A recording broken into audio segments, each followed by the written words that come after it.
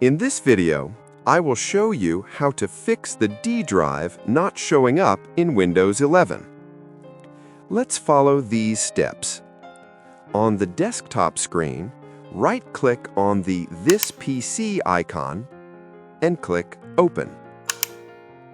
Now you can see that there is no D drive here. Again, right-click on the This PC icon and click Show More Options. Then click on Manage. The Computer Management window will appear.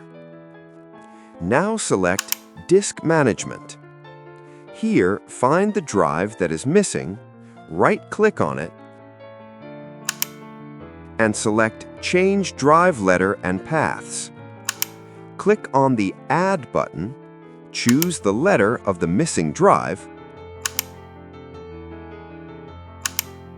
and click OK.